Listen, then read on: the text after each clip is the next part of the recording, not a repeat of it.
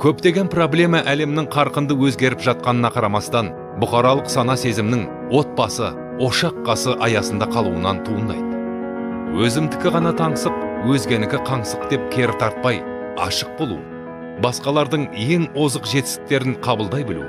Бұл табыстың кілті, әрі ашық зерденің басты көрсеткіштерінің бірі. Қазақстандықтар жаһандық әлемде не болып жатқанын көру және түсіну керек. Сананың ашықтығы зерденің үш ерекшелігін білдіреді.